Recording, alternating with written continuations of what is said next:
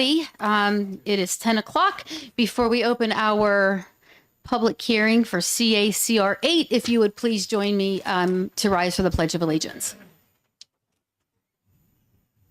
I pledge allegiance to the flag of the United States of America and to the republic for which it stands, one nation, under God, indivisible, with liberty and justice for all.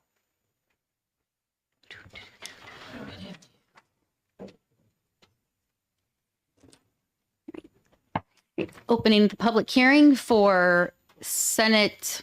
Is it even a Senate or is it just CACR 8? I don't know how that works, Senator. Well, we welcome Senator Abbas to our committee. Welcome back. Feels good to be back. Good morning, everyone. I'm Senator Darrell Abbas. I represent District 22. That's the communities of Pelham, Salem, Exton, and Plastow. It's a pleasure to be before this committee today. I'm the prime sponsor of CACR 8. That would be something we hope to put in the ballot. It's very simple. All it would do would raise the disqualification, or I call it mandatory retirement age for a county sheriff from 70 to 75. Right now, it's been pretty well documented that there's a recruitment and retention problem in the law enforcement field. So I guess forcing experienced, qualified members of law enforcement who are willing to do the job that I can say with confidence they're underpaid for. They're still willing to do it, but to force them into retirement, I don't think is a good public policy. I don't think it's good for our state. It's certainly not good for public safety when we're running into those issues. Quite often, the county sheriff actually makes less than some of the high-ranking sheriffs in the department. So let's keep that in mind. Now, they're an elected official. So I understand people may question age from time to time. I know there was a CACR involving judges. Judges get a lifetime appointment. Just remember that. So they get appointed, and whether they're doing their job well or not, they're there because of the appointment. A sheriff, depending on which county, it's 2 to 4 years. They have to run for re-election every time. And I think when it comes to the qualifications, I think we leave that to the voters. But I certainly don't think it's good policy to force them into retirement. I would even support if you just remove the age disqualification altogether. But we thought a modest change from 70 to 75 would be in the best public interest, and we hope to put on the ballot in the next election. And we're the safest state in the country. So I think the police we have now are doing a good job. So let's keep them on the force if they want to stay. And I'll answer any questions. Representative Lascelles. Yes, thank you, Senator, for taking my question. If somebody turns 75, would they have to resign at that or finish their term? They would have to resign, and that's how it is today. If they turn 70 in the middle of a term, they would have to resign. There was some consideration of it just allowing the sheriff to continue out and complete their term. But I still look at it as if the voters are satisfied with the service of the person they elected, forcing that person to retire, I didn't agree with that. So we increased the age to 75. We thought was a modest and fair increase. And this was written, I want to say, in 1792. 70 in 1792 was a lot older than it is today. Thank you, Senator. Representative Muse. Do you happen to know of any sheriffs who would be individually affected if we didn't pass this bill? Well, I think they're all essentially affected by it because they're all reaching at some point, if they're there and they reach that age. But Follow up. Let me be more specific. Any who would reach the age of 70 during their current term and who would not be able to run again? Well, first of all, let's say you're 70 years old today, you would have to retire. You can run if you're going to reach the age that would disqualify you in the middle of your term, you would just be forced to resign, but you're not disqualified from running for re-election. You know, Rockingham County, for example, we have a 4-year term. So I know our current sheriff in Rockingham County is here today. I'll let him speak on that more, but let's just say he were to become disqualified 3 years into his term. he would have to, once you're disqualified, it's the same for state reps and senators. If we move from our district, we are now disqualified. Simple as that. Representative Valerina. Thank you for taking my question. Just a quick question. Is there an age limit on deputies that are working the streets, serving paperwork, doing writs, doing transports, doing a lot of the stuff that are out on patrol? Is there an age limit for that? I cannot answer that. There are two. That-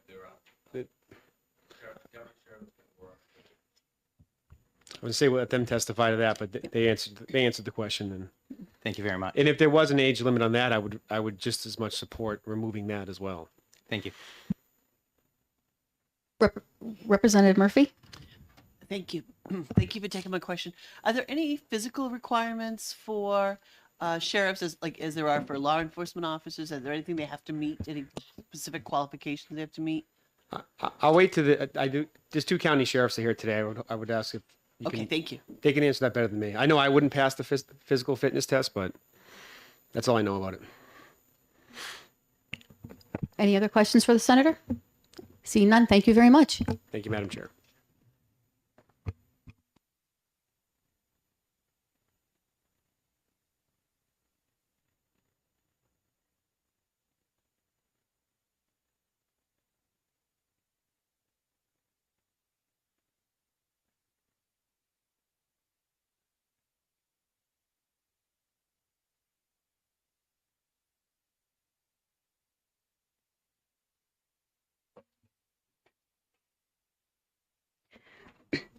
Okay, I apologize, but I cannot read this last name. So can Charles come join us?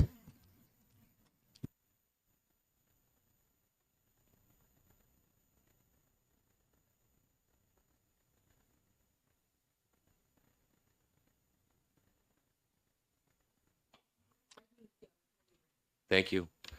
Thank you for letting me speak to all of you today. My name is Chuck Macias. I'm currently the High Sheriff of Rockingham County. I come to you today to advocate for the importance of extension age limits on elected sheriffs. Age should never be a barrier to serve in community, especially in a role as critical as that of a sheriff, who is entrusted with ensuring public safety, upholding the law, and maintaining peace. Age alone doesn't determine one's abilities to lead. Leadership is about vision, communication, community relationships, and the ability to make sound decisions under pressure.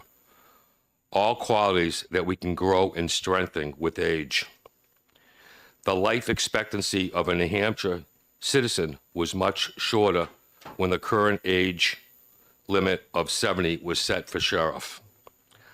Allowing voters to decide who is best suited to serve as sheriff ensures that most qualified candidates, regardless of age, can earn the public's trust. It's fundamental that the people have the power to choose their leaders, and that decision should not be restricted by age limits. Sheriffs are not lifetime appointments. They are held accountable to the voters every election cycle, and the voters should be able to decide when the sheriff's services are no longer wanted. Let's focus on qualifications, experience, and commitment of those seeking to serve as sheriff. The most qualified person, regardless of their age, should have the right to run for this essential office and serve the people to the best of their ability. We should recognize that experience is what truly makes a great sheriff. Someone with decades of life experience and service has wisdom and judgment that cannot be easily replicated.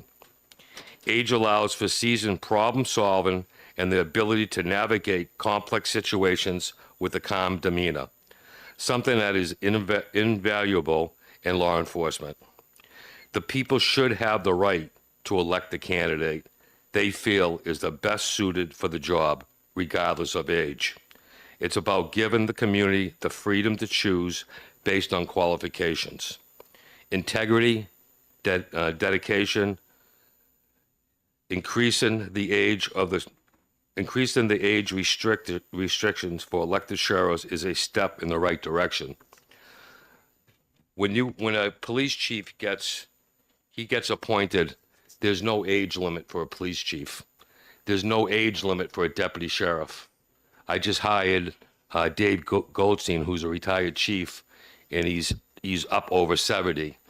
And I saw a value in Dave Goldstein when it comes to law enforcement and the mental wellness of the police officers and firefighters and first responders. And I assigned Dave to make sure that he sends that message that he's been putting out his whole career to make sure that these public servants are being taken care of. And I'm here to advocate. I think they shouldn't, raising the age to 75, I think it's a good decision. I mean, this job, when I've taken it over, I came into the sheriff 6.5 years ago, and I reorganized the whole organization because I'm a businessman also. And you have to have experience. And after doing this job for 6.5 years, I feel that I have the experience to continue going even after I'm 70. And that's it. Thank you. Sheriff, if I may, first, I would have to agree that I don't think anybody could deny the value of Chief Goldstein. So it's awesome that you were able to grab that. Let me tell you, it was one of the best decisions I've ever made. Not only for the Rockingham County Sheriff's Office, but for the state of New Hampshire. Yeah. Could you, just for the benefit of the entire committee, could you give us the differences that a sheriff, what the sheriff expectations are from, say, a uniformed officer? Well, I'm not going to say that my first 6 years that I sat in my office and just did paperwork. I mean, I'm a working sheriff. I work for the people. I do go, I've calmed down a lot up on the highways and stuff like that because I'm getting older in life. But the sheriff it's an administrative job with law enforcement experience.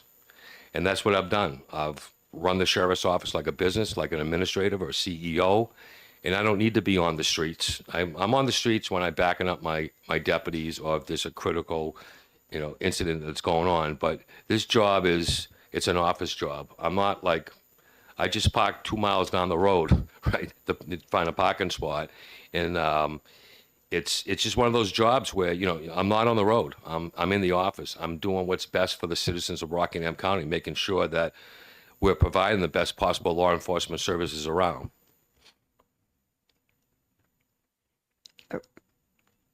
Representative Muse? So I take it would you be personally impacted if this bill passed? Yes. Follow up, please. Oh, Can I ask you how old you are now? Really? I'm just kidding.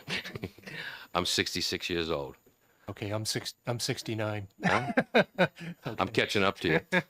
Thank you.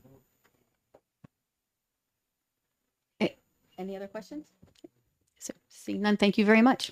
Thank you for your time.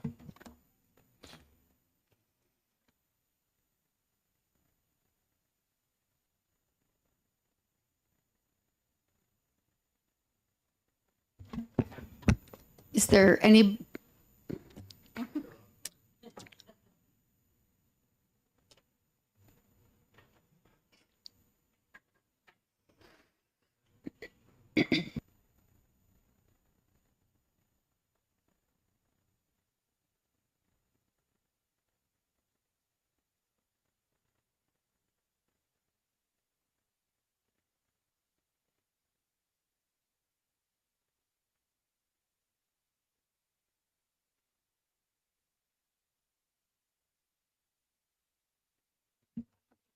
Please join us, Sheriff. Good morning. Thank you for allowing me to speak. I'm Sheriff Bill Wright, Belknap County Sheriff. I've been in law enforcement now for 27 years. I'm in my third term as sheriff. I'm on a 2-year election cycle, and I'm one of the youngest sheriffs in the state. Now, there's only 10 sheriffs in the state of New Hampshire, and I'm in favor of changing the age restriction for this. Being one of the youngest sheriffs, I'm 51 years old, so I have about 10 election cycles before this current legislation that's already on the books will affect me. But I do look at how it affects the entire state right now as it is.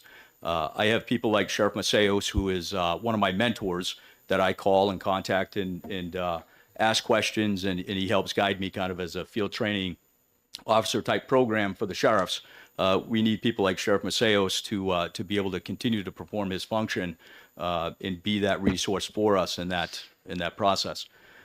One of the things that I learned coming up through the sheriff's office ranks, and I've been at the sheriff's office for 20 years, and I was a street officer before that, is that a sheriff does not have to be a certified police officer in order to obtain this position. What that person needs to be is they need to be qualified as it relates to the requirements of becoming an elected official. So as soon as they sign up, the public makes that decision whether or not the sheriff is going to be elected or not. And we have processes in place as you all have experienced. As a CEO of the business that we run, a lot of the stuff that we do is administrative related, as we're doing today, as this is one of our administrative functions, is to come before you to testify to bills such as this. Being that the sheriff does not need to go to police standards and training to become a certified police officer, we are actually, our powers come from law, RSA 104. So all of our powers derive from there, not from a commission or a board or anything else. Everything is derived through legislation or the Constitution. And being the law enforcement, the constitutional law enforcement officers in the state, it's very important for us to have our qualified people who are going to protect the office of the sheriff and protect the people within the state of New Hampshire. We do really look at constitutional rights, and we take the time to make sound decisions. Sheriffing and policing are two separate issues and two separate functions. We're not police officers, we're sheriffs. We hire deputies and bailiffs that help us do the work that we are required to perform under the New Hampshire RSA 104. With that, we really believe that the age restriction needs to be changed or ultimately removed, but in this particular case, just changed to allow a little bit longer time in office for those who have actually gone before the people, asked for those votes, secured those votes in the confidence of the public in order to become a sheriff. And Sheriff Maceos, he did kind of start late as a sheriff, unlike myself, who am closer to 20 years younger. So, but he is no lesser qualified or no lesser a person who should continue to maintain their job. And that's of course, at the approval of the people. So I ask that you all support a change in this age restriction and not discriminate this opportunity for people to actually put in for this, and for the people of the state of New Hampshire to pick who they want to be their top law enforcement official in our county. Thank you, Sheriff. So my understanding of a sheriff is, serving of warrants, eviction notices, things of that nature. Would you be able to maybe clarify, some of the differences of what is expected from a sheriff than Sure. an actual uniformed officer for us? So there's two specific RSAs that govern what we do out on the streets, if you will. It's RSA 104.5 and 104.6. Those two RSAs determine what our responsibilities are and what our duties are. Our duties, first and foremost, are to serve all writs and precepts that are derived from a competent court. Second is that we employ bailiffs and deputies to work in our courthouse, so we're responsible for all court security. We also do transports, we do warrant service, basically any law enforcement function that's out there. We can do motor vehicle enforcement, criminal investigations, extraditions or renditions, basically any law enforcement function. Sheriffs are the oldest law enforcement function in the country. We come from the old country. So we were the original law enforcement. Over time, legislation has allowed local police departments to derive.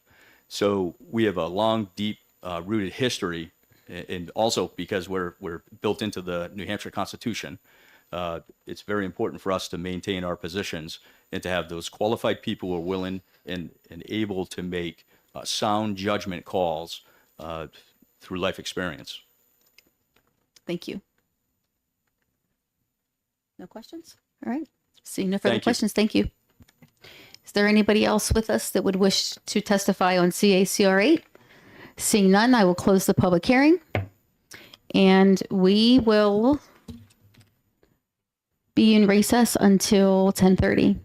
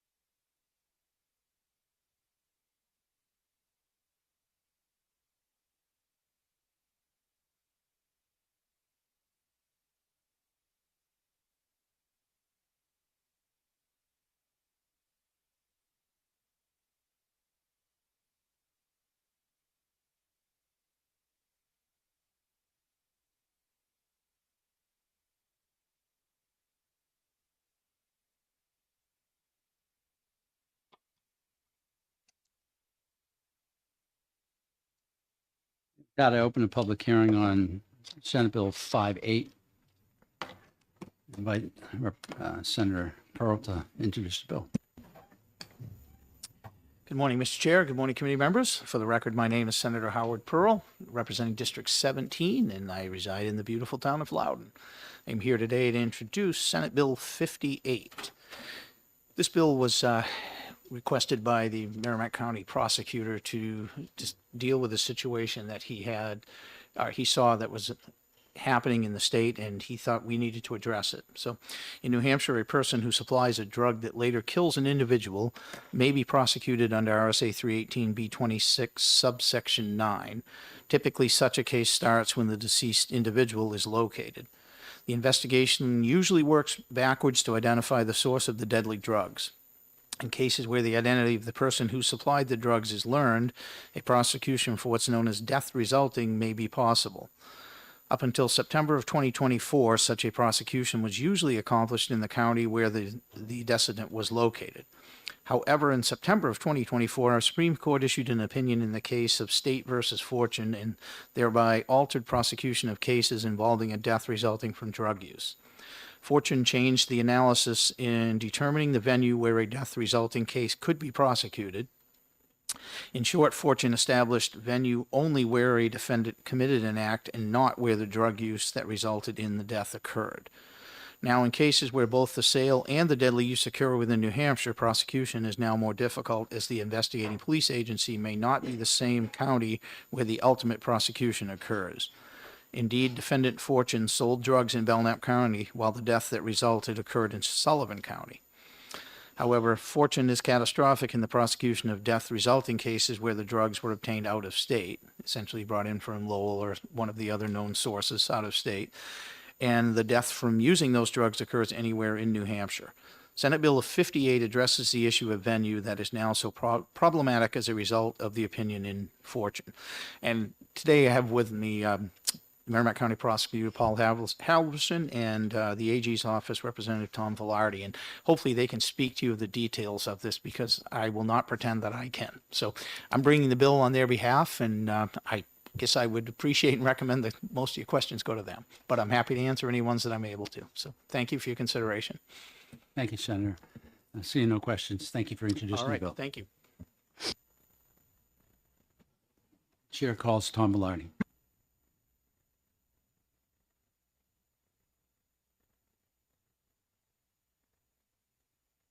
That sounds much more efficient. Good.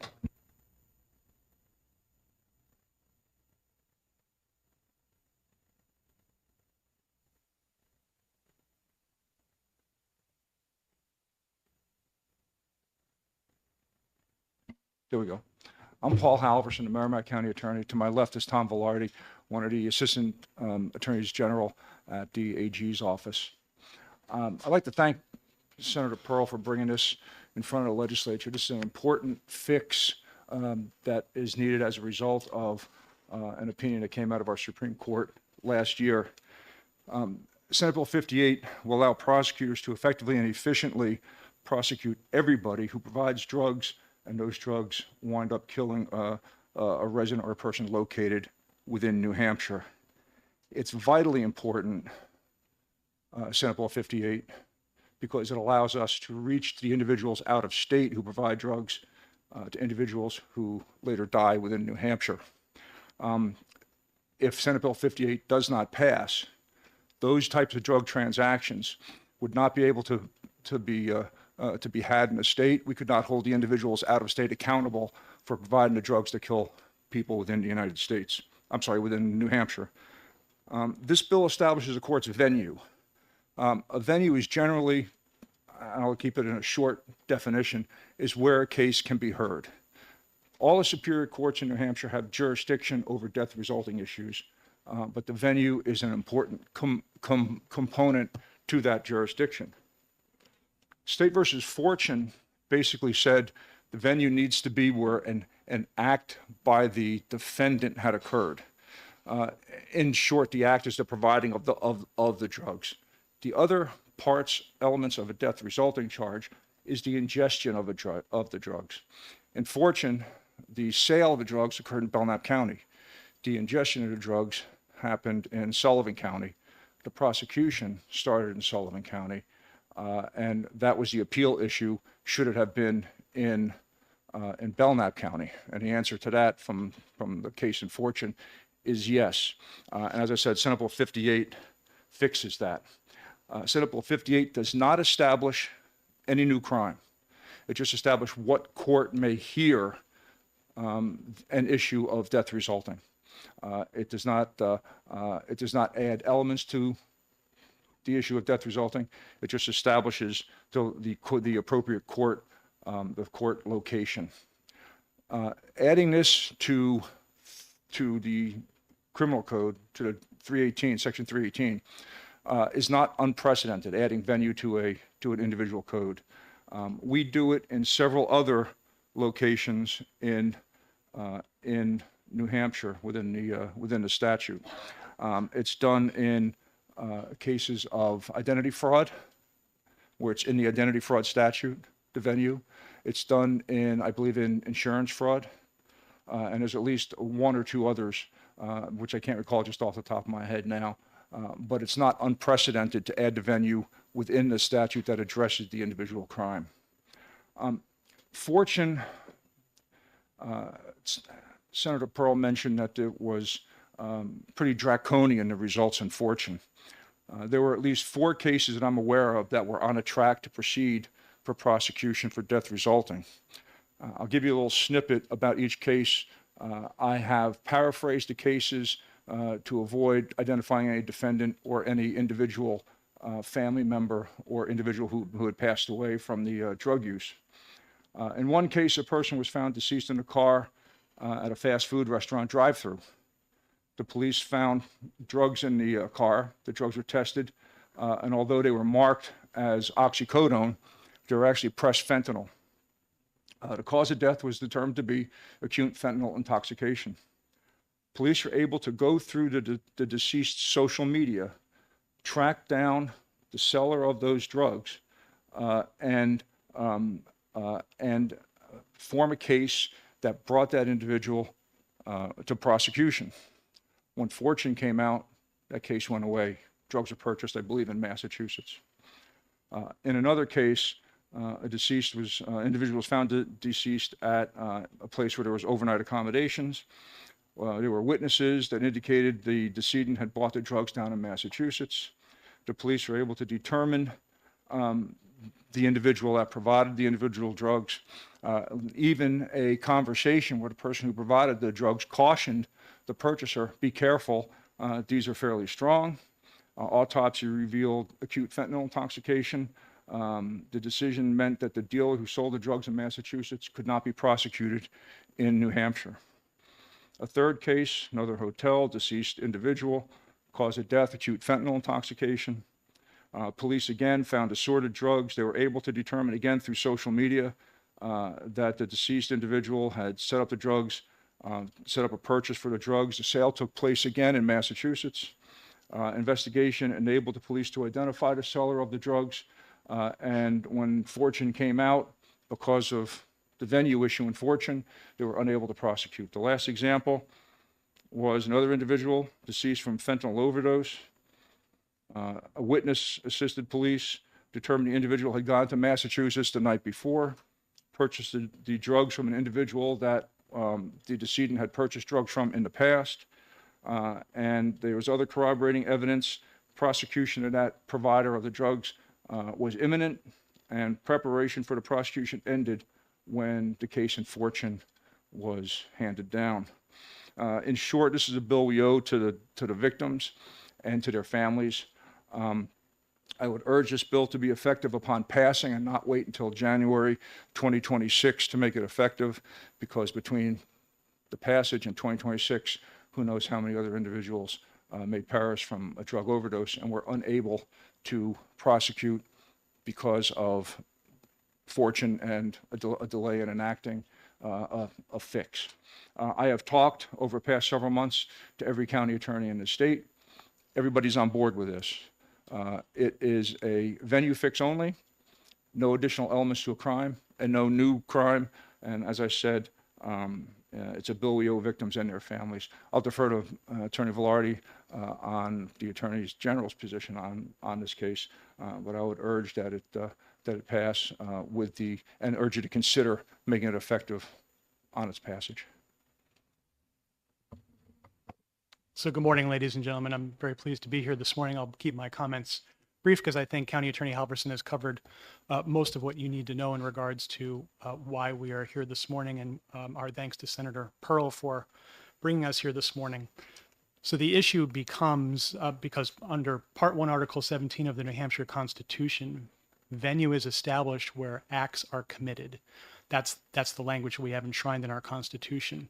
Our venue statute, which you folks promulgated through a statute, we thought would have covered the death end of a death resulting case. But the Supreme Court in Fortune, the legal issue is they found that that was a result rather than a committed act. What we're asking you to do is to essentially codify that either the sale of the drugs or the death would count constitutionally as a committed act. And that's really the crux of what the fix, as Attorney Halverson has called it, is. And DOJ can foresee that this situation will replicate itself over and over again. There will be continued times when county attorneys, as well as assistant attorneys general, will be explaining to New Hampshire families that we simply cannot prosecute your case at all because although the death occurred within the boundaries of the state of New Hampshire, the sale occurred someplace else. Same thing when it's in separate counties, which is becoming more and more common as we all become more mobile and drugs are sought from different communities. So ask you to seriously consider this, and certainly happy to answer any questions between myself or Attorney Halverson. Thank you. It raises a couple questions for me. First of all, the question being, if the decision said that it should have been brought in a different county, could it not have been re-indicted? Could you not have just dropped the charges and then indicted in the county that they said it should have been brought in? I'm talking only about the Fortune case. I believe the opinion comments. Or any of the 4 cases you said had to be dropped because... Well, one of the reasons why I avoided using any specifics is Yeah. because I did not want to jeopardize the bringing of those cases should it be legally possible. Okay. I don't believe, my opinion, Yeah. I don't believe that this change in Senate Bill 58, as it doesn't make a new law, a Yeah. new prohibited act, it only establishes venue. I believe that there's a good possibility that those cases may be able to be resurrected. Okay. However, I don't know the nuance of each and every case, what the stage of the case was, or the factors that may figure into those individual cases. But that was one of the reasons why I did not be real specific. I did not want to prejudice any of those cases. Okay, thank you.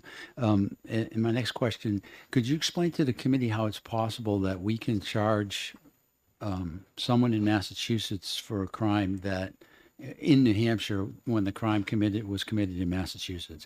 How does that work across state lines that way? Well, the elements of the crime is outlined in the Fortune opinion are the defendant manufactured, sold, or dispensed a controlled drug. The victim inhaled, or ingested the drug. The victim died, and the victim's death was from that individual drug. An element that simply occurs without the defendant committing an act does not establish venue. The venue is established either statutorily or constitutionally, much like the venue that's established in identity fraud. And I believe in the computer crimes, those computer crimes can they can begin outside of New Hampshire, but where any element of that crime happens within the New Hampshire borders, the legislature in those instances had said if the effect of it happens here, if part of it happens here, we have jurisdiction. Venue is the appropriate county court. The same parallel analysis would apply for this. So there's no need to prove that the person selling it had knowledge that it was going to go to New Hampshire to ultimately be I don't used. believe so. Okay. I don't believe so. All right.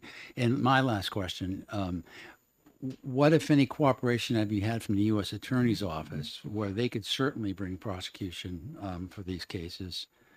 Is it just too many for them to handle? They're not big enough for them? I can't comment on the U.S. Attorney's parameters for accepting individual cases. I know that they have I don't want to use the word matrix, but that's probably the best descriptive word. Yeah. They have standards that they use for taking a case federally, and I'm not intimately familiar with the federal statutes regarding the flow of drugs across state lines where death occurs. So I'm really not up to speed enough on federal statutes to answer that. Attorney Velarde, can you add anything to that? I'm sure that I know that we have teams made up of the DEA and that partner with our state officers. Absolutely. And so there is good communication between our U.S. AG's office and our state AG's office. If we're not able to bring the charge under Fortune, it is highly unlikely that the typical kind of case that we're talking about would meet the standards that the U.S. AG's office would want.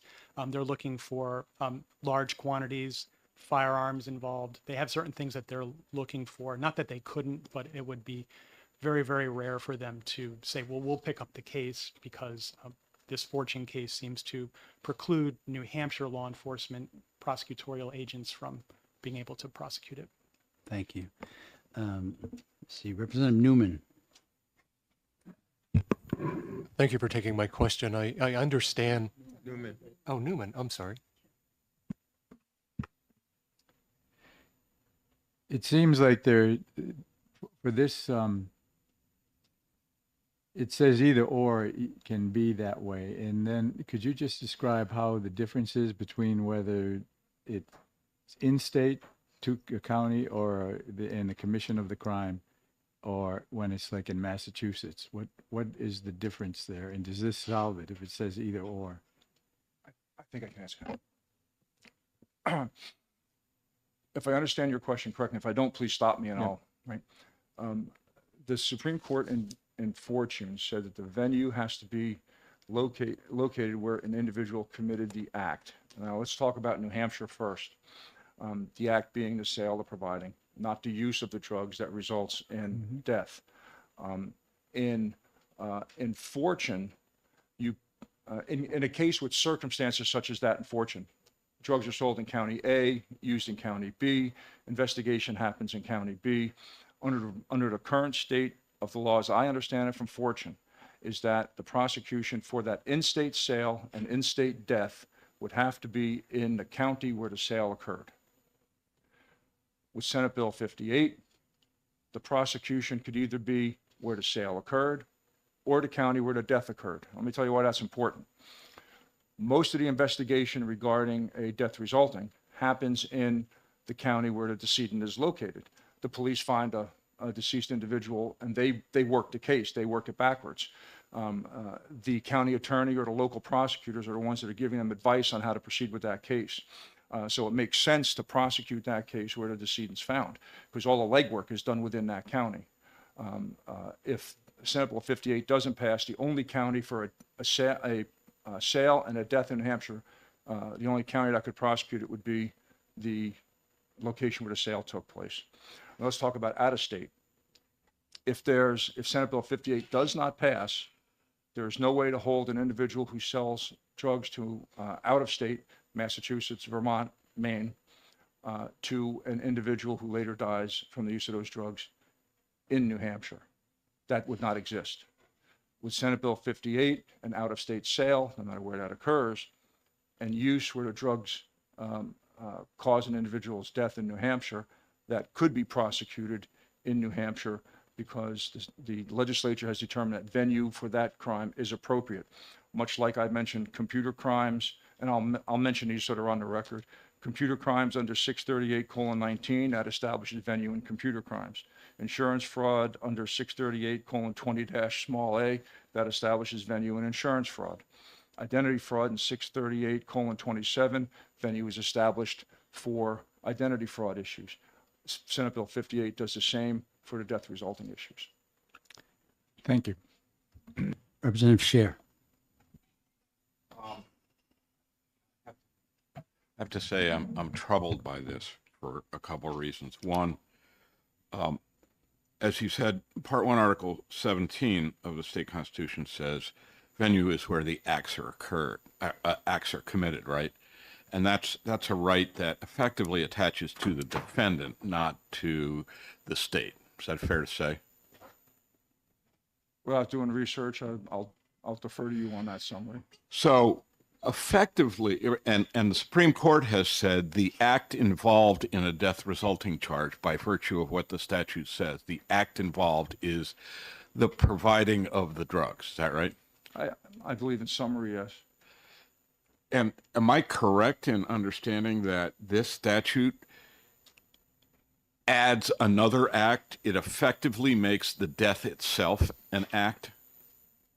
I don't believe that's the case. Much like in identity fraud, computer crime, insurance fraud, the results of the act happen in New Hampshire.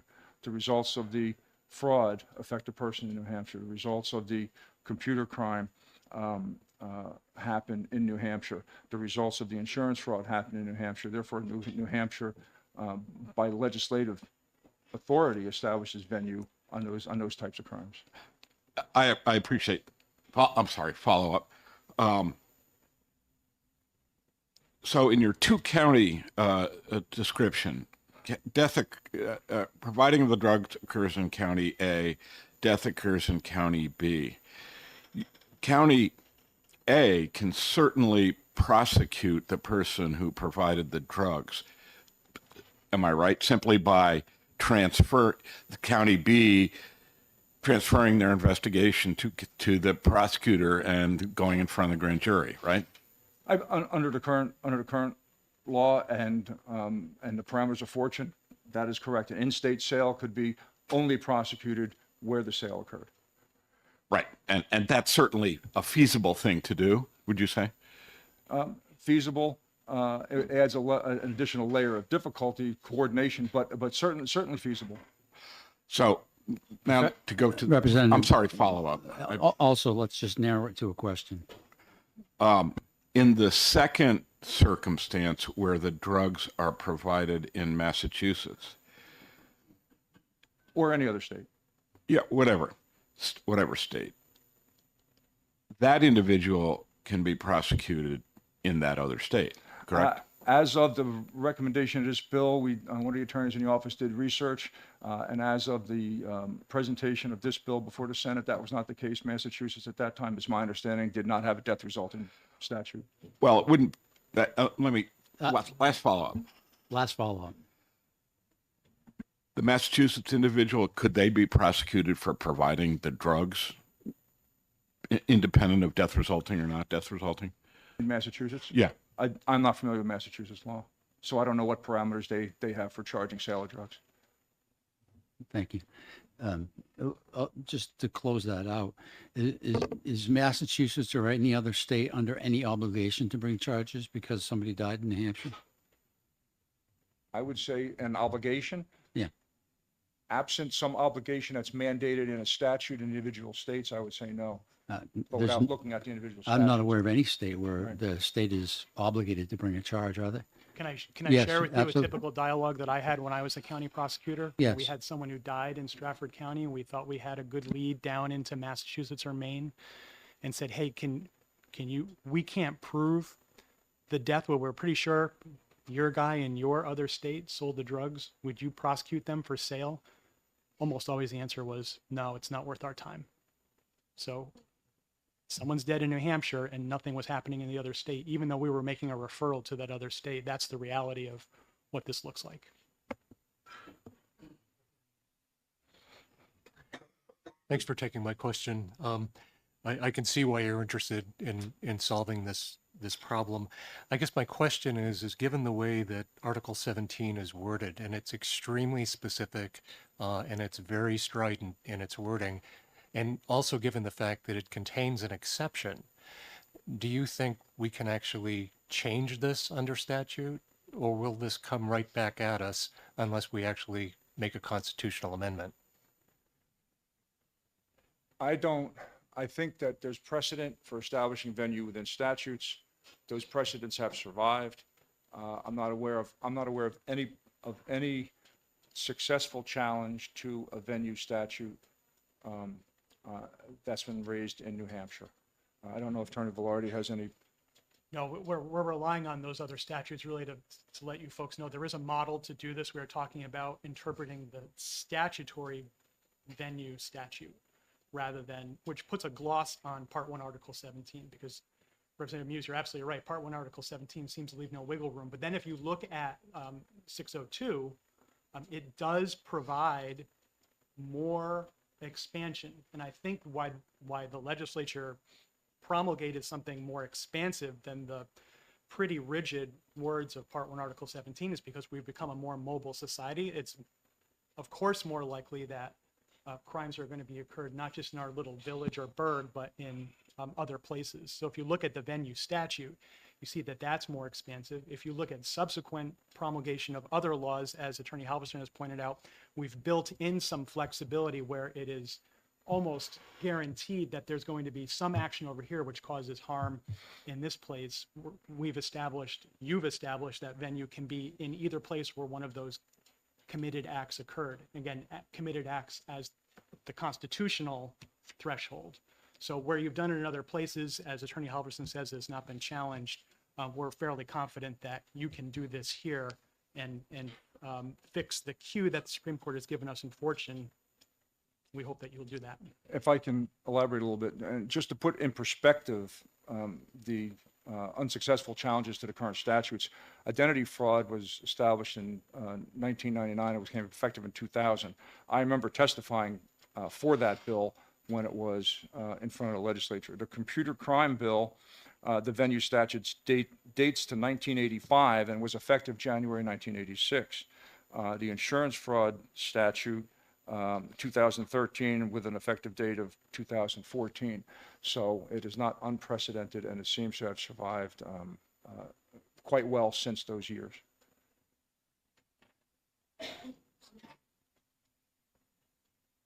Representative Lassell.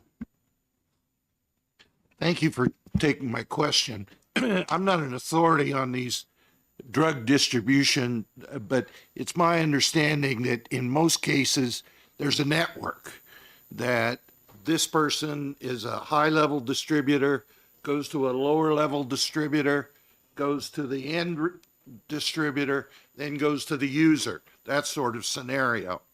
How far back can you go with this proposed legislation when you have an established track of distribution?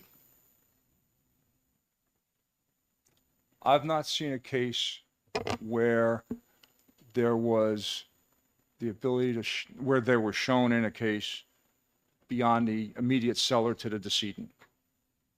I can't, having never seen that and never researched that, I don't think I can answer your question. I don't know if Attorney Velarde has seen anything like that when he was over in county office. Thank you for the question. Just once we were able to go back at least one other step. So we had the immediate transfer, which caused the death. And then we had the person who transferred the drugs to the decedent. We had the person that had transferred one step backwards to the transferor. We were able to show, and it was a pretty unique circumstance, we were able to show that that actual batch of drugs, because it had some particular chemical characteristics, was in fact the same drug. So it becomes harder and harder because you have to show that it was that transfer of drugs that materially contributed to the ultimate death. So there are some pretty serious confines in regards to how you can use this drug in the first instance.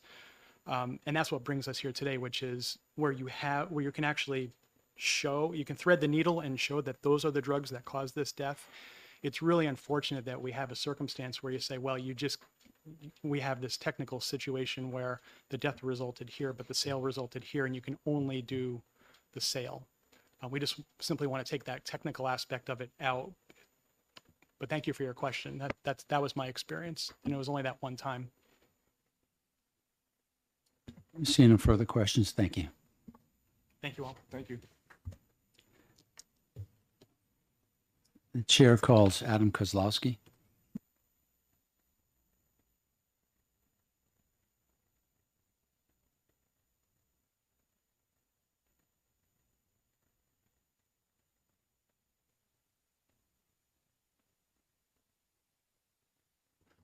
How's that? We on now? Thank you.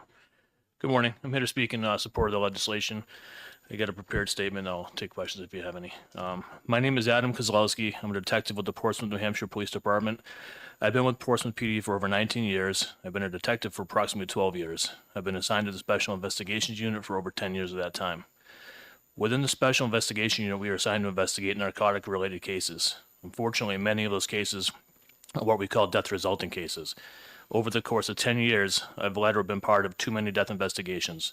Investigations where a young person unintentionally overdoses and dies because they do not know what substance is within the product they're ingesting.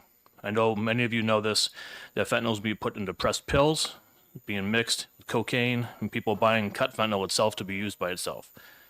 In Portsmouth and all over the state, law enforcement agencies are investigating these overdose homicides. A lot of time and resources go into these investigations. One of the toughest parts of these investigations is working with the families. Telling a mother that she has lost a son or daughter, then communicating with the family throughout the investigation is an emotional process. We see these families at their worst time, and we want to be there for them.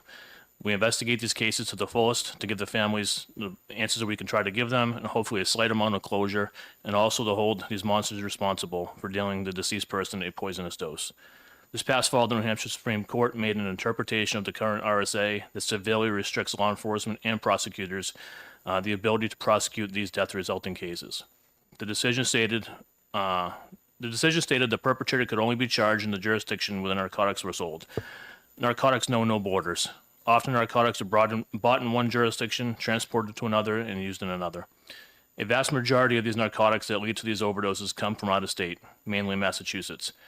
This ruling effectively puts a stop to us being able to charge the seller. When this decision came out, I was finishing up an investigation where the drugs came from Massachusetts and the person died in Portsmouth. Prior to that decision, the Rockingham County Attorney's Office was willing to move forward with the charges with the evidence we had at that point. We had gained enough evidence where we felt we knew who the drugs came from, where they were purchased, and when they were purchased. Unfortunately, we had to stop the investigation, and I had to break the bad news to the mother of the deceased. Imagine knowing who sold the drugs to the deceased but having no recourse. This proposed legislation will give law enforcement and prosecutors the tool and ability to hold the people responsible for poisoning people in New Hampshire. There are already other laws in the books where the suspect can be charged in different jurisdictions, such as the phone harassment law, where the suspect can be charged in the county where the person is receiving the harassment or where the suspect is making the calls from. I strongly urge you to pass this legislation to give us the proper tools to hold the responsible people responsible. Thank you. Thank you, Detective. I'm going to ask you the same question that I asked the attorneys. In the case you just described, did you have any contact with the U.S. Attorney's Office about possibly bringing charges extra jurisdictional? I did. And how'd that go? They weren't interested.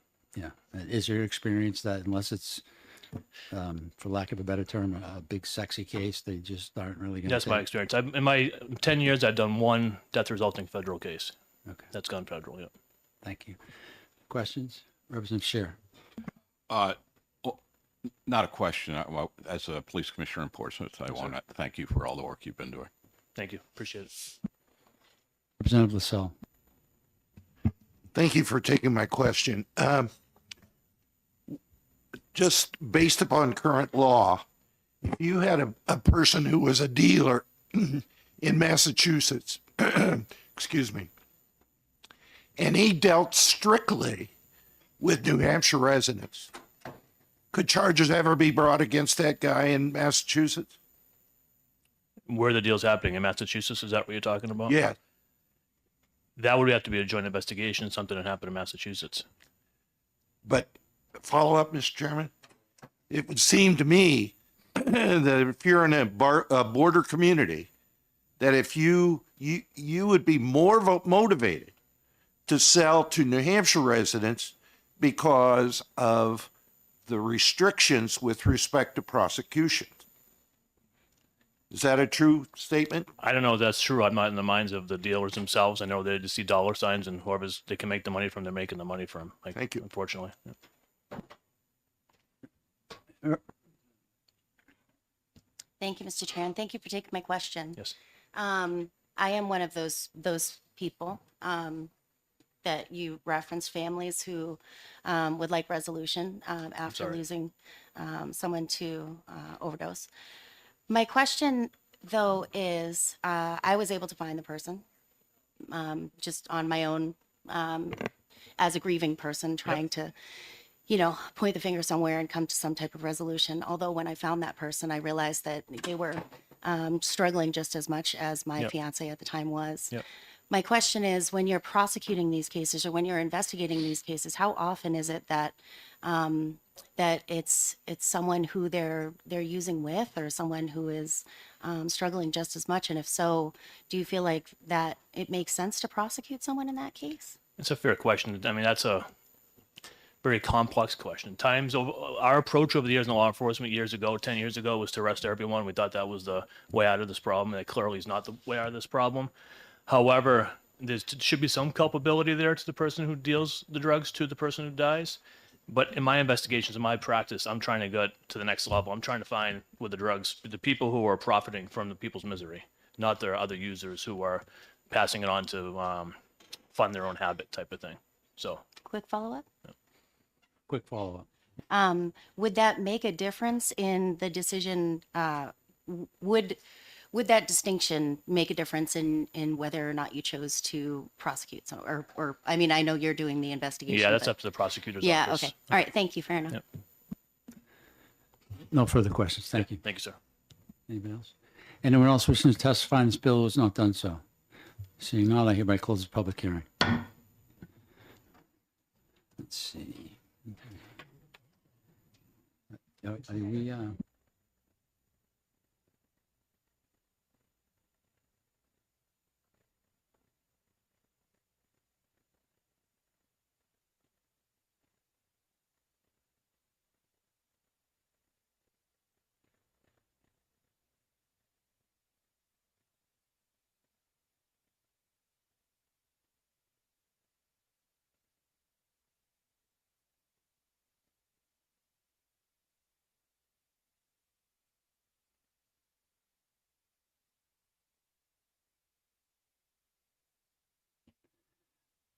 we are going to be in about a 10-minute recess before we take up our next executive bill.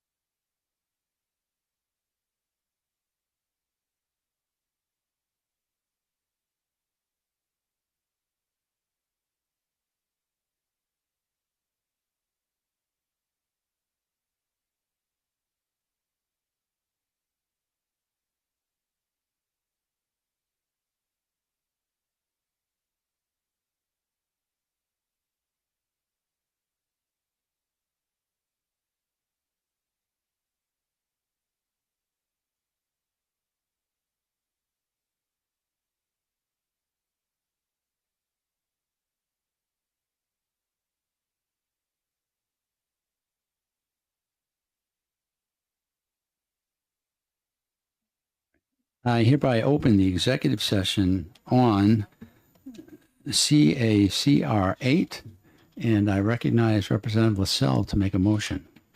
Yes, Mr. Chairman, I move ought to pass on CACR 8. Second that. Would you like to speak to your motion? I think the sheriff's made a really good point about mandatory retirement when somebody is really productive. And I think that, the 70 age is, at this point, is really a false age with respect to mandatory retirement. So I wholeheartedly support this. Thank you. Would you like to speak to your second, Representative Morency? No, I believe it was covered. Thank you. I would add that as this is an elected position, I think it's up to the voters to decide whether or not they want to elect someone of a certain age. We should leave it up to the voters. Further discussion? Seeing none, I'll ask the clerk to call the roll. The motion on the floor is ought to pass. Vice Chairman Rhodes, Yes. Chairman Roy. Oh, sorry. I apologize. Representative Prue, Yes. Representative LaSalle, Yes. Representative Devoid, Yes. Representative Morency. Yes. The clerk votes yes. Representative Saborn Dishwinner, Yes. Representative Valerino, Yes. Representative Harriet Garthright, No. Representative Muse, No. Representative Newman, No. Representative Murphy, No. Representative Schultz, No. Representative Newell, Nope. Representative Scheer. No. Chairman Roy. Chair votes yes. What's the total? Nine.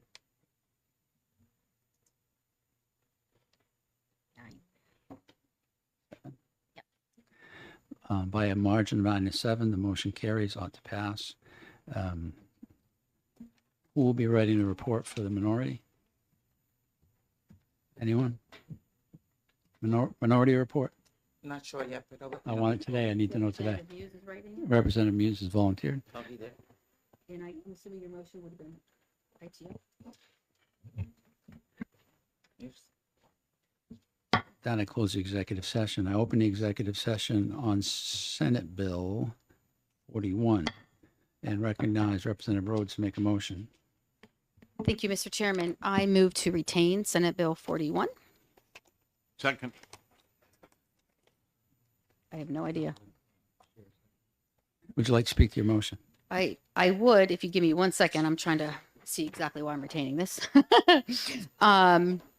This is a very similar bill to one that we already passed out of this committee. So kind of thinking, let's retain this, see what happens with that one instead of kind of doing a duplicate. Representative Scheer, would you like to speak to your second? I endorse what Representative Rhodes said. Thank you. Further discussion? Seeing none, I ask the clerk to call the roll. The motion on the floor is to retain. Vice Chair Rhodes, Yes. Representative Prue, Yes. Representative LaSalle, Yes. Representative Devoid, Yes. Representative Morency. Yes. The chair votes yes. Representative Saborn Dishwinner, Yes. Representative Valerino, Yes. Representative Harriet Garthright, Yes. Representative Muse, Yes. Representative Newman, Yes. Representative Murphy, Yes. Representative Schultz, Yes. Sorry. That's okay. Representative Newell. Yes. Representative Scheer. Yes. Chairman Roy. Chair votes yes. Motion carries unanimously. It's retained. I hereby open the executive session on Senate Bill number 49 and recognize myself to make a motion of retain. Second. seconded by Representative Scher. I'll speak to the motion. Again, this is a bill that we passed out of this committee. A lot of work and detail went into it, and we got it just right.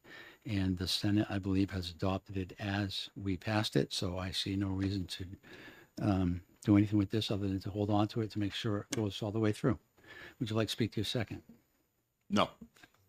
Any further discussion? Seeing none, I ask clerk to call the roll. Motion is to retain. Vice Chairman Rhodes, Yes. Representative Prue, Yes. Representative Lascelles, Yes.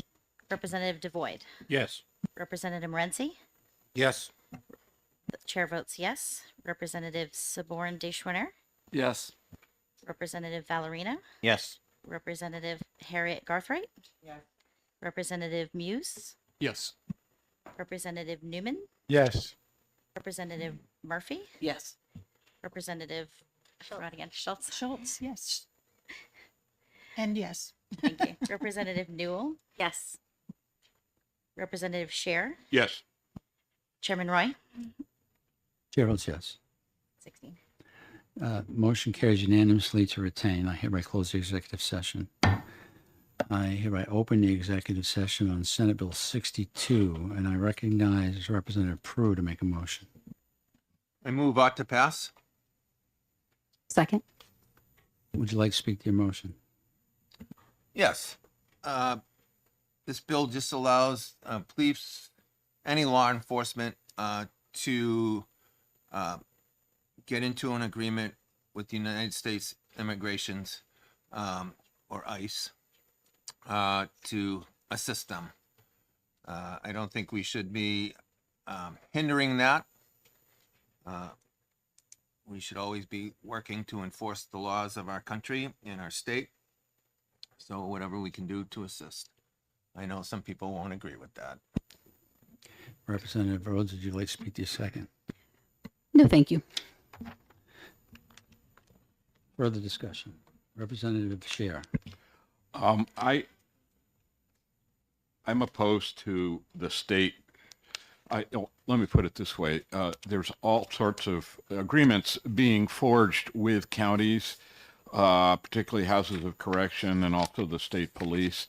And I think it's up to those more local units, particularly counties or sheriff's departments, to make that decision. I don't think it's the business of the legislature to say one way or another whether they should whether they should be allowed to do that or not. And so I think we can let the federal government deal with that and make their agreements. We don't need this.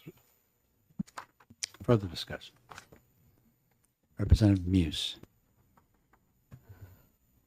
When the potential of this cooperation is the renditioning of people to a prison in a foreign country with no due process, I think we have to ask ourselves, when does helping out the federal government become compliance with something that I think a lot of people, including myself, absolutely do not agree with.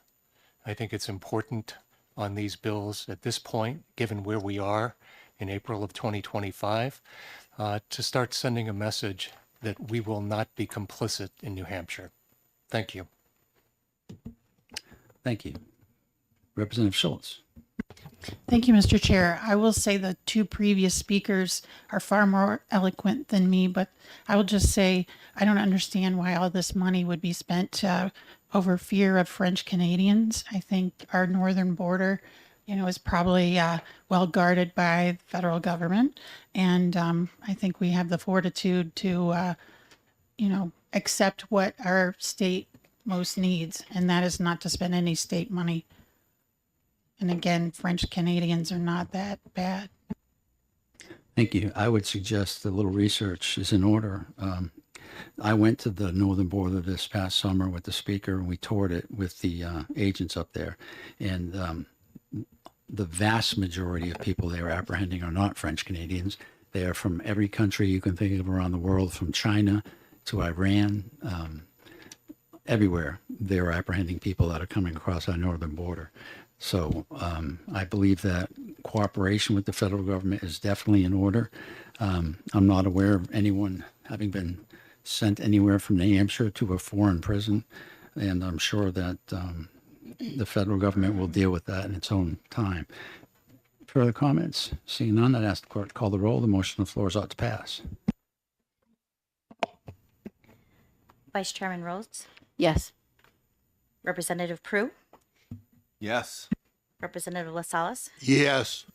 Representative Devoid, Yes. Representative Morency. Yes. The chair votes yes. Representative Saborn Dishwinner, Yes. Representative Valerino, Yes. Representative Harriet Garthright, No. Representative Muse, No. Representative Newman, No. Representative Murphy, No. Representative Schultz, No, in French.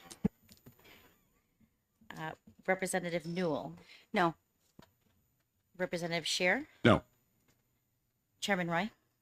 Chair votes yes. By a vote of 9-7, the motion carries. I hereby close the executive session. Next up. I hereby open the executive session on Senate Bill 71, and I recognize myself to make a motion of retain. Seconded by Representative Harry Gathright. I'll speak to the motion. This is similar to a bill that we already passed, debated, and passed the House floor already, so I don't think we need to duplicate it. Would you like to speak to your second? No. No? Okay. Any further discussion? Seeing none, I ask the clerk to call the roll. The motion is to retain.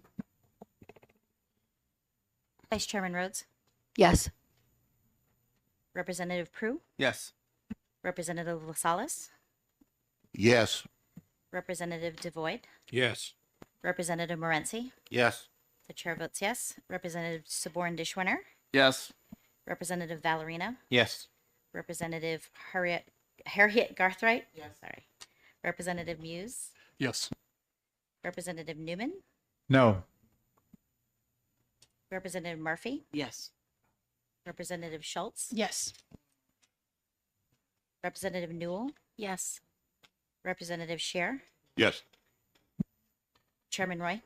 Chair votes yes. Mr. Chair, Yes. I mistakenly voted no. I'd like to change my vote to yes. Very good. And the chair votes yes, so that makes it unanimous, and the bill is retained. A question for Yes. I apologize for doing this, but Clerk Paquette, when taking the roll, refers to herself as the chair. Oh, I'm sorry. And I don't, it doesn't bother me, but the record I may, think I did last time, but I think I clerked the first time. That's right. I apologize. I'm trying to feel my way out, so I apologize. I didn't do that.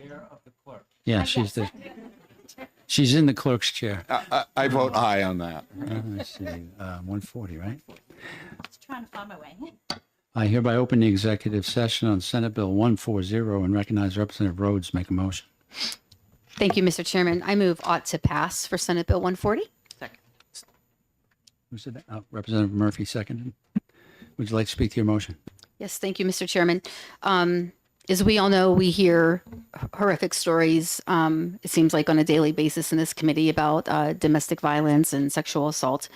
And this bill is going to help find out where any gaps may be able to step back and take a comprehensive look at what happened to a victim, why maybe it happened, and what could be done to improve in the future for everybody involved from the beginning to the end when there is an incident that happens.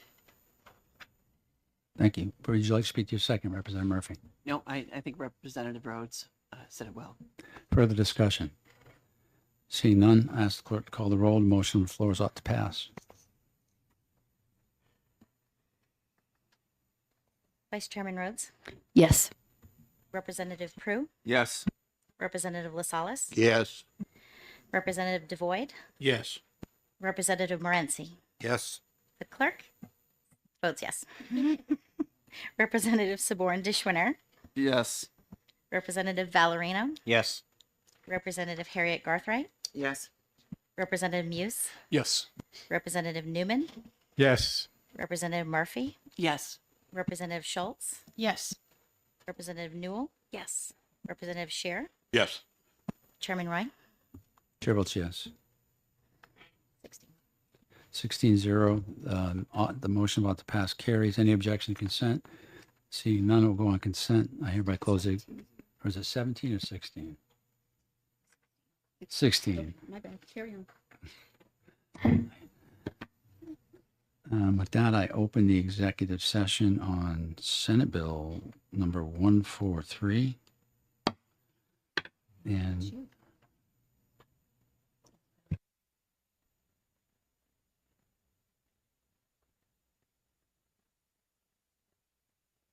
yeah, I recognize myself for a motion of ought to pass.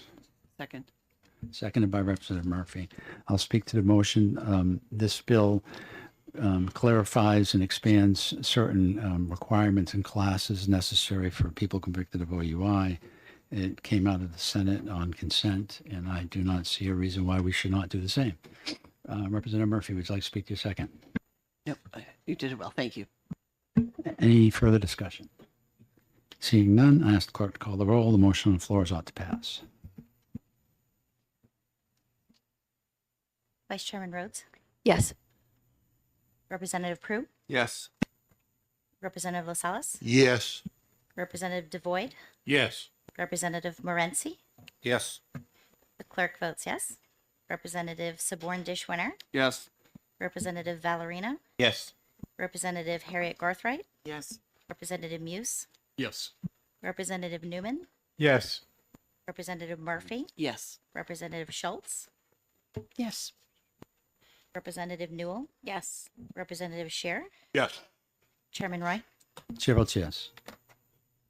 16? 16. 16-0. Any objection to consent? Seeing none, we'll go on consent. Close the executive session. You need to take it? You good? With that, I open the executive session on Senate Bill 145 and recognize Representative Lascelles to make a motion. Yes, Mr. Chairman. I move OTP ought to pass on Senate Bill 145 FM. Second. Seconded by Representative Harriet Gathright. Would you like to speak to your motion? Yes, if we remember when testimony took place, that right now when we're dependent on employees of the criminal justice system, in most cases within the state, to bring evidence to the lab and so forth, then there can be a significant delay. If we have proper safeguards in place, we can have common carriers such as UPS or something like that, that we can do it in a much more expeditious and financially prudent way. So I wholeheartedly support this bill. Thank you. Representative Harriet Gathright, would you like to speak to your second? Any further discussion? Seeing none, I'd ask the clerk to call the roll. The motion on the floor is ought to pass. Vice Chair Rhodes, Yes. Representative Prue, Yes. Representative Lasalas, Yes. Representative Devoid, Yes. Representative Morency. Yes. The clerk votes yes. Representative Sabor Dishwinner, Yes. Representative Valerino, Yes. Representative Harriet Garthright, Yes. Representative Muse, Yes. Representative Newman, Yes. Representative Murphy, Yes. Representative Schultz, Yes. Representative Newell, yes, Representative Scheer, Yes. Chairman Roy. Chair votes yes. 16-0, motion carries. Any objection to consent? Seeing none, we'll go on consent. Close the executive session. I open the executive session on Senate Bill 149. Recognize myself to make a motion. I move retain. Second. Seconded by Representative Rhodes. I'll speak to my motion. This is an exact, or just about an exact duplicate of the bill that we passed that went to the Senate already. And I see no reason to have two of the same bill floating about. Any further discussion? Would you like to speak to your second? Well done, Mr. Chairman. Thank you. Seeing no further discussion, I ask clerk to call the roll. The motion is to retain. Vice Chair Rhodes, Yes. Representative Prue, Yes. Representative Lasalas, Yes. Representative Devoid, Yes. Representative Morency. Yes. The clerk votes yes. Representative Saborn Deshwiner, Yes. Representative Valerino, Yes. Representative Harriet Garthright, Yes. Representative Muse, Yes. Representative Newman, Yes. Representative Murphy, Yes. Representative Schultz, Yes. Representative Newell, Yes. Representative Shear, Yes. Chairman Wright. Chair votes yes. 16-0, the motion carries. The bill is retained. I hereby open the executive session on House Bill 258 and recognize Representative Rhodes to make a motion. Thank you, Mr. Chairman. I move Amendment 2025-1580H. Second. Second. Mr. Chairman, if I may, this amendment was passed out last week at the public hearing. Would you like to speak to your motion? Yes, I would. Thank you, Mr. Chairman. So just for the amendment first, is basically clarifying that if a person receives a gift card that was obtained nefariously and they of course have no awares of that, it will not hold them responsible for the stolen gift cards. This just makes sure that the person that stole the gift card and the person's money that was putting money on the gift card is the person will be held responsible. Thank you. Would you like to speak to your second, Representative Pearl? Nope. Further discussion? Seeing none, I'd ask the clerk to call the roll. The motion is to adopt the amendment.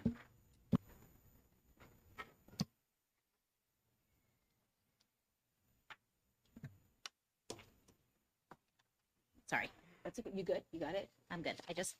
Yeah. We'll do that. Thank you. Vice Chairman Rhodes, Yes. Representative Prue, Yes. Representative Lasalas, Yes. Representative Devoid, Yes. Representative Morency. Yes.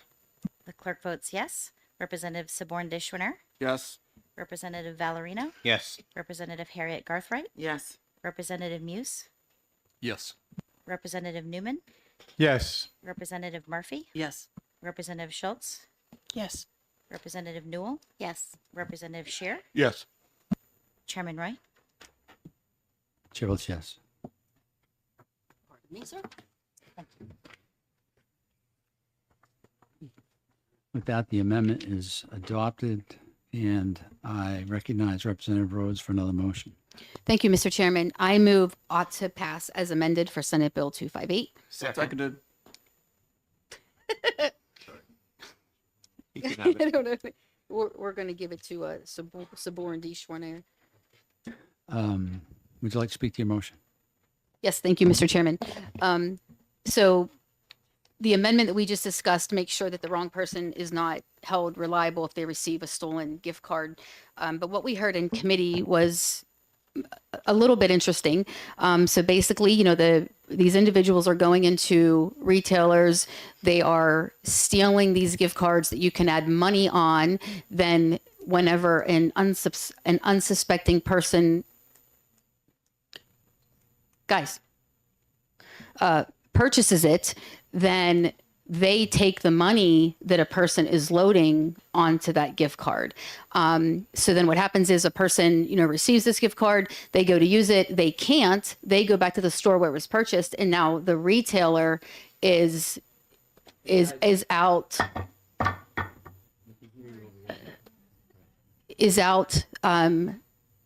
the kind of twofold in that situation.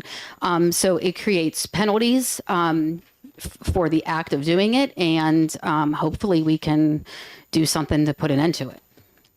Thank you. Would you like to speak to your second, Representative Saborn Deshwiner? I concur with the statements of Chairman Rhodes. Thank you. Vice Chair. It's important to recognize also this is not just like one-off individuals. This is an almost exclusive activity of international gangs that run up and down the East Coast. that target these stores, and they are responsible for billions of dollars in loss per year.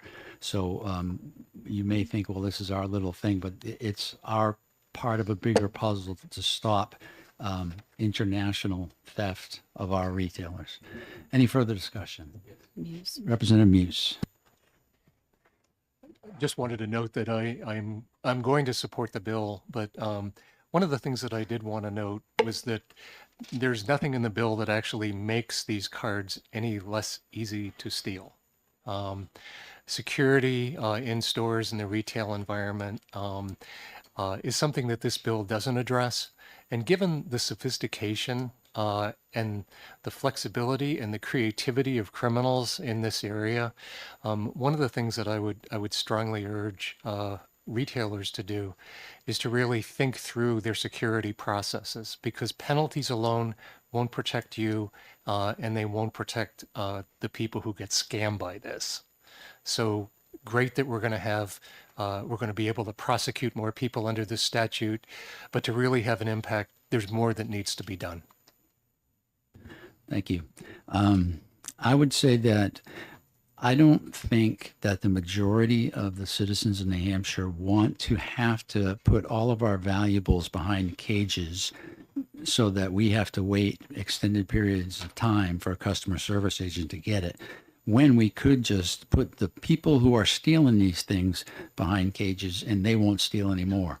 So I'm going to go with that option. With that, I ask the clerk to call the roll. The motion is ought to pass. Vice Chairman Rhodes, Yes. Representative Prue, Absolutely. Representative Lasalas, Yes. Representative Devoyd, Yes. Representative Morency. Yes. The clerk votes yes. Representative Saborn Deschwiner, Yes. Representative Valerino, Yes. Representative Harriet Garthright, Yes. Representative Muse, Yes. Representative Newman, Yes. Representative Murphy, Yes. Representative Schultz, Yes. Representative Newell, Yes. Representative Scher, Yes. Chairman Roy, Chair votes yes. 16. 16-0, motion carries. Any objection to consent? Seeing none, it'll go on consent. I hereby close the executive session. I hereby open the executive session on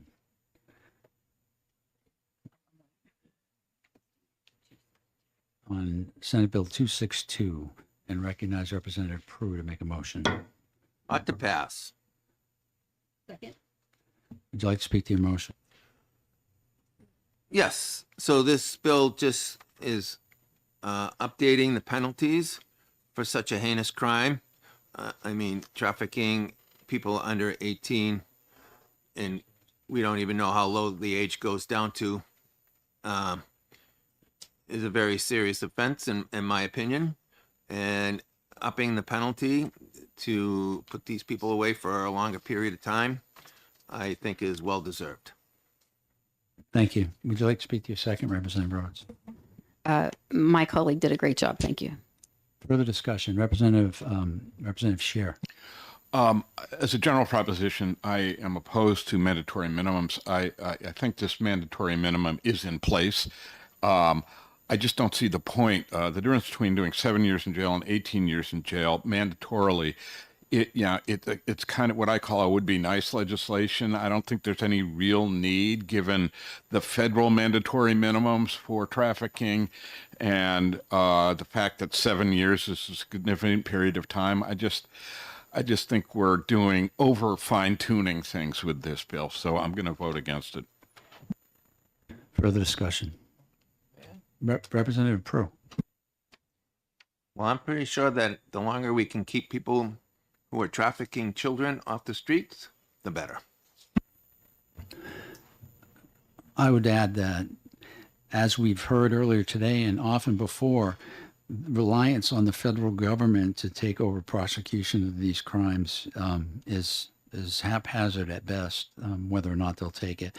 So I think New Hampshire needs to send a strong message that we will not allow our children to be sold. I'd ask the clerk to call the roll. The motion is ought to pass. Vice Chairman Rhodes, Yes. Representative Prue, Yes. Representative Lasalas, Yes. Representative Devoyd, Yes. Representative Morency, Yes. The clerk votes yes. Representative Saborn Dishwiner, Yes. Representative Valerino, Yes. Representative Harriet Garthright, No.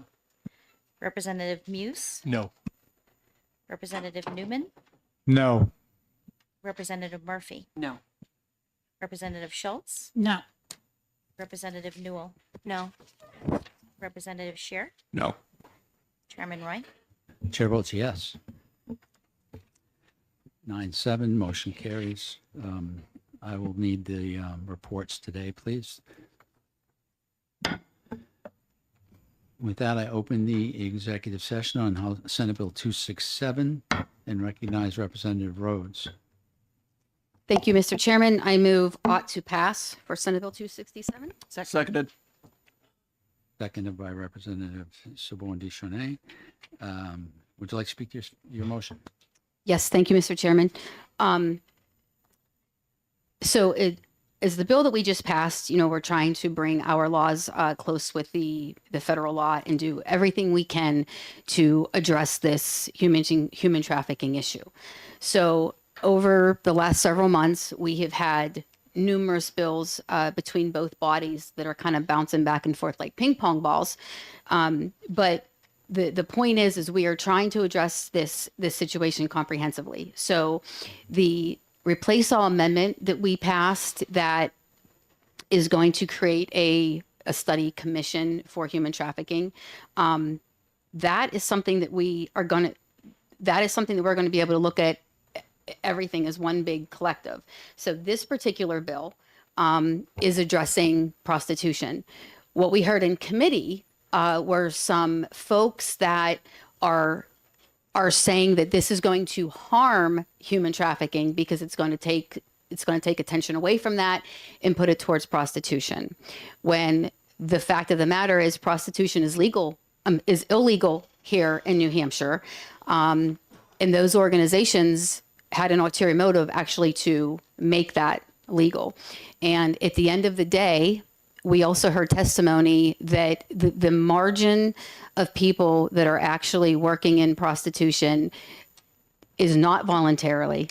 And this bill is going to help address that just in another way. Thank you. Representative Saborn Deschanel, would you like to speak to your second? Based off the testimony that we heard in committee last week, I believe that we should pass this. Thank you. Thank you. I appreciate that. And I would add that what we heard with regard to this would take away from the focus on trafficking and put it on prostitution.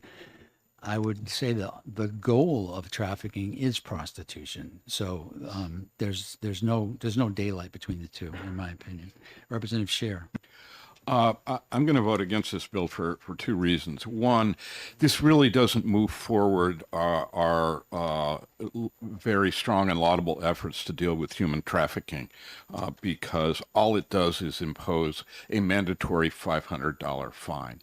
For somebody who is patronizing sex workers, the fact of the misdemeanor conviction is far more a deterrent, such as it is, than a mandatory $500 fine. So that's reason one.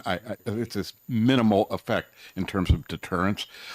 Number two, the $500 goes to the New Hampshire Human Trafficking Collaborative.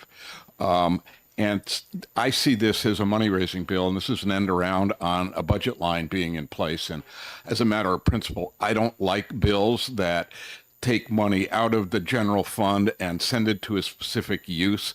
I think that's not the way to deal with money. It should be dealt with in a budget way.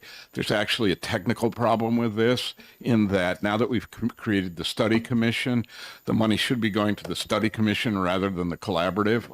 So with that language in the bill might be off in that way. Thank you. Further discussion. Representative Murphy. Thank you.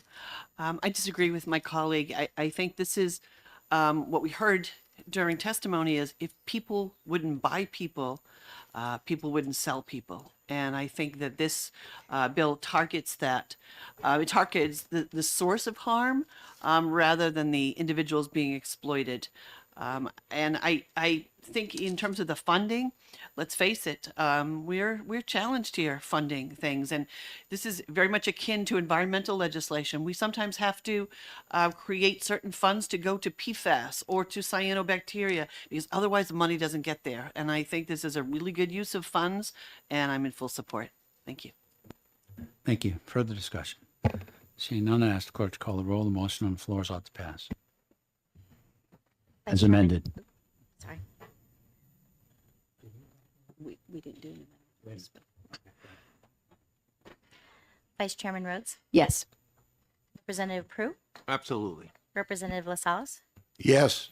Representative Devoid, Yes. Representative Morency. Yes. The clerk votes yes.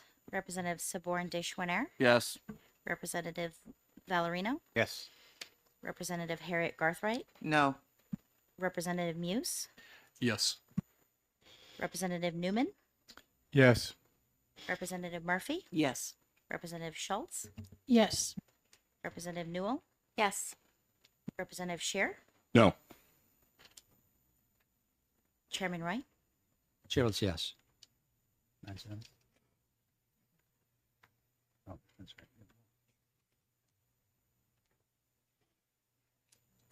14-2. By 14-2, the motion carries.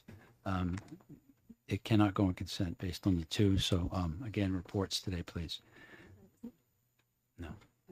With that, I close the executive session. I hereby open the executive session on Senate Bill 58, and I recognize Representative Rhodes to make a motion. Thank you, Mr. Chairman. I would move ought to pass for, dear Lord, hold on, we got to pass them out. For Amendment 2025-1722. But while these are coming around, this is changing the effective date to the passage is the words on this. Second. Seconded. For discussion purposes, yeah, it just changes the effective date to upon signature as per request from the county attorney, that waiting till January could cause more people to die unnecessarily.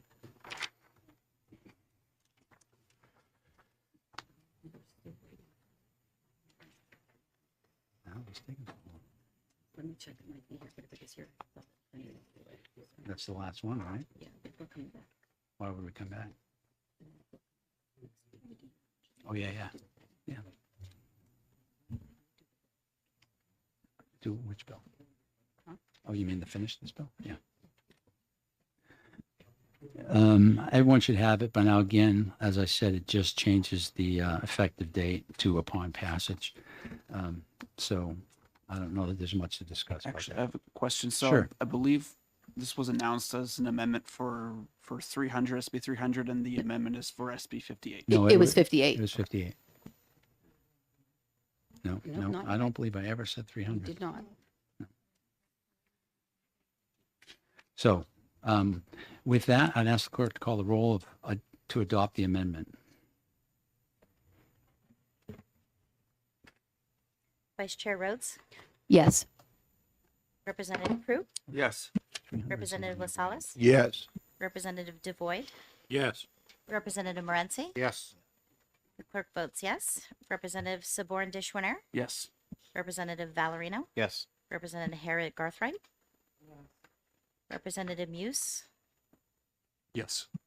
Representative Newman, Yes. Representative Murphy, Yes.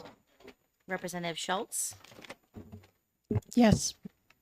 Representative Newell, Yes. Representative Scheer, Yes. 16. Oh, sorry. Chairman Wright? Chair votes yes. That's okay. And so the amendment is adopted. I recognize myself to make a motion of ought to. What's it? We just did an amendment. No, I circulated another amendment for this bill. Yeah,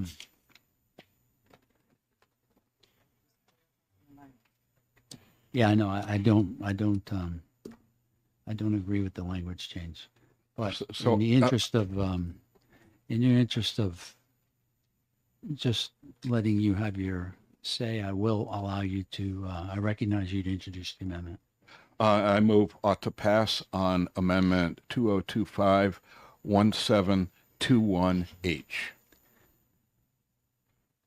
Anybody going to second that?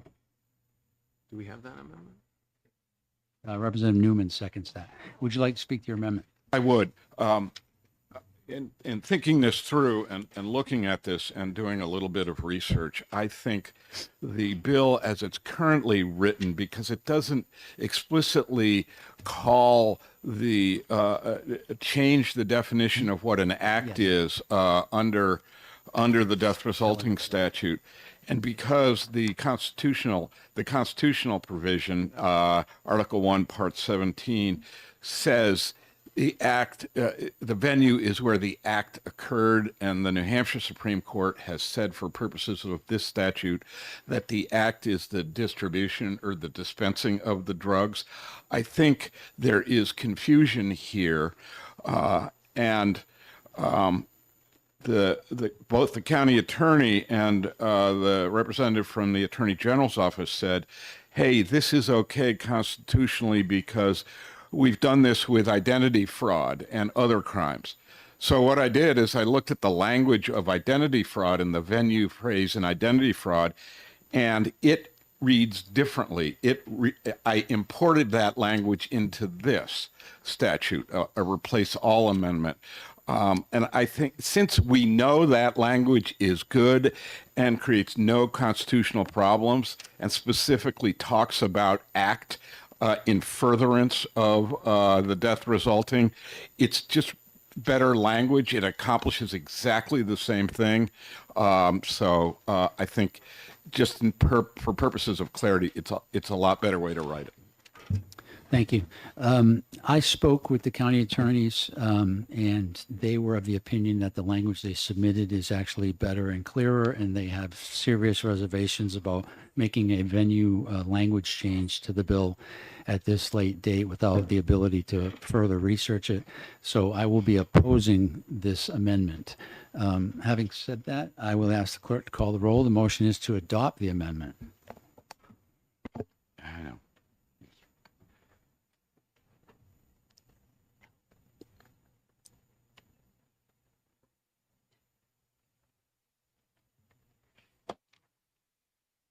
Representative Rhodes, No. Representative Prue, Nope. Representative LaSalle, No. Representative DeVoid, No. Representative Morency, No. clerk votes no. Representative Saborn Deschwiner, Nope. Representative Valerino, No. Representative Harriet Garthright, Yes. Representative Muse, Yes. Representative Newman, Yes. Representative Murphy, Yes. Representative Schultz, Yes. Representative Newell, Yes. Representative Scheer, Yes. Chairman Roy. Chair votes no. Motion fails. With that, I make a motion of ought to pass as amended, Second? seconded by Representative Rhodes. We all heard the testimony from the county attorney, who was to some extent speaking on behalf of all the county attorneys.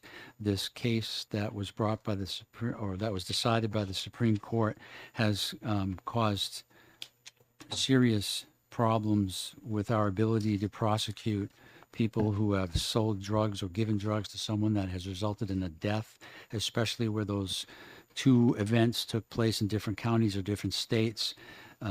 Thus, as it stands now, with the vast majority, overwhelming majority of our drugs coming from south of our border, they are able to thumb their noses at us and watch our people die.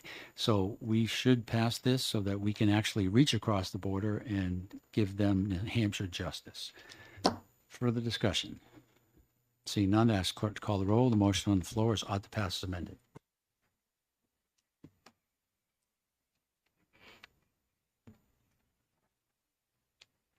Vice Chairman Rhodes, Yes.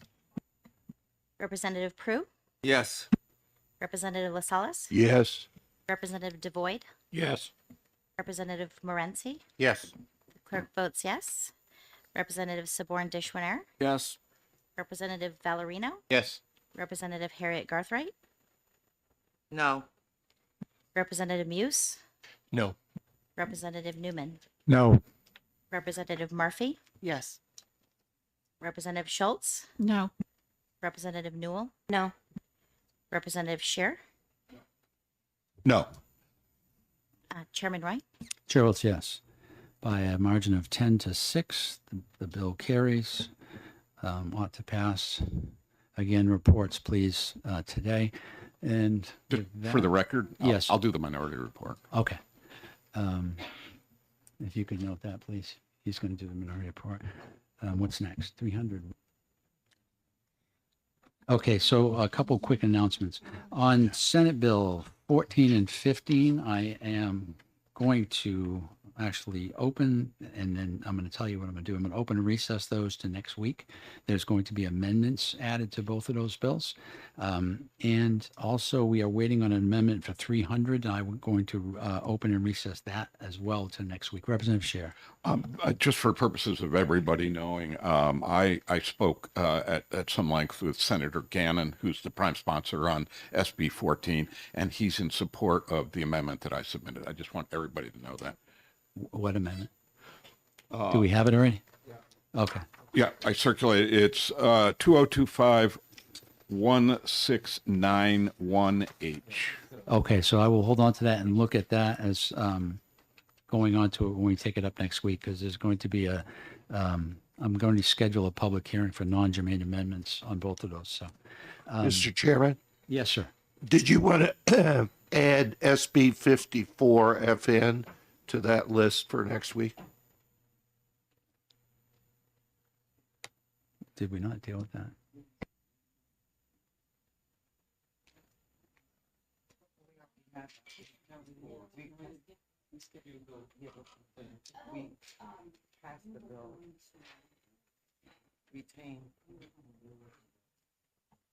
We didn't take it up today. Yeah, you are correct. I'm going to hold off on that one as well. All right. So I'm going to go ahead and go through the procedural motions at this point. So with that, I open the executive session on Senate Bill 14, and I am going to recess Senate Bill 14 to next Friday. I am opening the hearing, executive session on Senate Bill 15, and I'm going to recess that until next Friday. And I'm going to open the executive session on Senate Bill 5-4, and I'm going to recess that to next Friday. And I'm going to open the executive session on Senate Bill 300, and we're going to take care of that next Friday. We cancel tomorrow, Mr. Chairman. Are there any more? Do we have any more bills other than these? Not to my understanding, no. So we Everyone agree that we don't have any more bills other than what is scheduled today for Friday? We don't have a session this Friday? I'm about to cancel it, I believe, because I think we just took care of everything, right? Yeah, okay. So with that, I'll see you guys next week. There will be a notice coming out. For the reports, I need those today, please, on all of these, because we can still make the calendar and get something to the clerk's office because they're looking for bills to have a session. Could I ask just Yeah, a go ahead. couple questions on SB 62? Do we know who's doing the minority report on SB 62? Excuse me? Oh, we're going to discuss that. know now, but Yeah, today. Yeah. Yep. Okay. All right. With that, have a good day.